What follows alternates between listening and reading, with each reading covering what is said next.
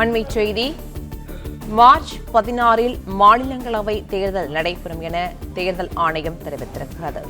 தமிழ்நாட்டில் காலியாக உள்ள 6 மாநிலங்களவை உறுப்பினர் பதவிக்கான தேர்தல் வரும் மார்ச் 16 நடைபெறும் என தேர்தல் ஆணையம் தெரிவித்திருக்கிறது.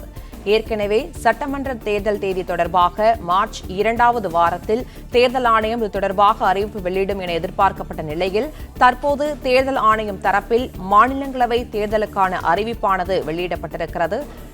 கூடுதல் விவரங்களை செய்தியாளர் நிரஞ்சன் வழங்க கேட்கலாம். நிரஞ்சன், வணக்கம். தற்போது தேர்தல் ஆணையம் மார்ச் 16 மாநிலங்களவை தேர்தல் நடைபெறும் என்ற ஒரு முக்கிய அறிவிப்பை வெளியிட்டிருக்கிற நிலையில் இந்த அறிவிப்பு தொடர்பான முழு விவரங்களை பதிவு பண்ணலாம். நிச்சயமாக என்ஆர் இளங்கோவன், செல்வராசு, தம்பிதுரை, திருச்சி சிவா, கனிமொழி சோமு, ஜி.கே. வாசன் உள்ளிட்டோரெல்லாம் ஏப்ரல் 2ஆம் தேதியிலிருந்து அவருடைய பதவி காலம் என்பது மாநிலங்களவை உறுப்பினர் பதவி காலம் என்பது நிறைவடையக்கூடிய சூழலில் இந்த தேர்தலுக்கான இந்த காலியாகக்கூடிய இடங்களுக்கான தேர்தல் என்பது தற்பொழுது அறிவிக்கப்பட்டிருக்கின்றது.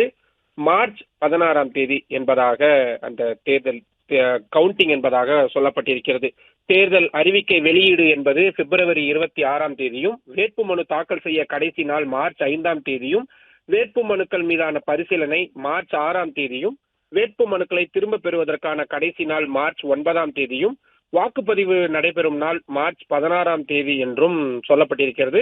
வாக்குப்பதிவு நேரம் காலை 9 மணிக்கு தொடங்கி மாலை 4 மணி வரை நடைபெறும் என்றும், வாக்கு எண்ணிக்கை அன்றைய தினமே மார்ச் 16ஆம் தேதி மாலை 5 மணிக்கு நடைபெறும் என்றும் சொல்லப்பட்டிருக்கிறது.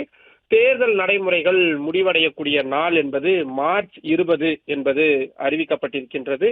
தமிழ்நாட்டிலிருந்து 6 ராஜ்யசபா உறுப்பினர் பதவிகள் என்பது காலியாகின்றது. அந்த 6 பேரை பொறுத்தவரை திமுகவிலிருந்து என்ஆர் இளங்கோ, திருச்சி சிவா, கனிமொழி சோமு ஆகியோரும், அதே போல ஜி.கே. வாசன் அவர்களுடைய பதவிக்காலமும் ஏப்ரல் 2ஆம் தேதியுடன் நிறைவடைகின்றது. அதிமுகவின் தம்பிதுரை அவர்களது பதவிக்காலமும் 2ஆம் தேதி தான் முடிவடைகின்றது. அதே போல செல்வராசு அவர்களுடைய பதவிக்காலமும் ஏப்ரல் 2ஆம் தேதி முடிவடையக்கூடிய சூழலில் தற்பொழுது இந்த நோட்டிபிகேஷன் என்பது கொடுக்கப்பட்டிருக்கிறது. மிக முக்கியமான ஒரு அறிவிப்பாகத்தான் நாம் இதனை பார்க்கிறோம்.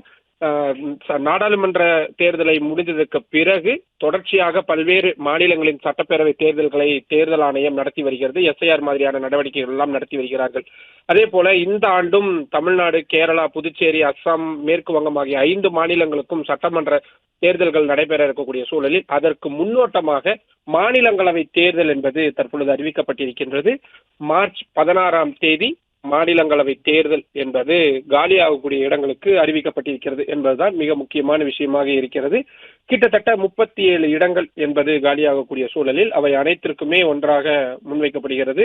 மகாராஷ்டிராவிலிருந்து 7 இடங்கள், ஒடிஷாவிலிருந்து 4 இடங்கள், தமிழ்நாட்டிலிருந்து 6 இடங்கள், மேற்கு வங்க மாநிலத்திலிருந்து 5 இடங்கள், அஸ்ஸாம் மாநிலத்திலிருந்து 3 இடங்கள், பீகார் மாநிலத்திலிருந்து கிட்டத்தட்ட 5 இடங்கள், சத்தீஸ்கர் மாநிலத்தில் 2 இடங்கள், ஹரியானாவில் 2 இடங்கள், ஹிமாச்சல் பிரதேசத்தில் 1 இடம், தெலங்கானா மாநிலத்திற்கு 2 இடம் என்று முக்கியமான ராஜ்யசபா உறுப்பினர்கள் பதவிகள் என்பது காலியாகின்றது. அபிஷேக் மனு சிங்வி, பிரேம் சந்திர குப்தா போன்ற மற்ற மாநிலங்களைச் சேர்ந்த முக்கிய நாடாளுமன்ற உறுப்பினர்கள் பதவிகளும் காலியாகக்கூடிய சூழலில் இந்த தேர்தல் தேதி என்பது அறிவிப்பாக வெளியாகி இருக்கிறது. பிளே ஸ்டோர் மற்றும் ஆப் ஸ்டோரில் இருந்து பாலிமர் செயலியை QR கோடு மூலம் பதிவிறக்கம் செய்யுங்கள். செய்திகளை உடனுக்குடன் பெறுங்கள்.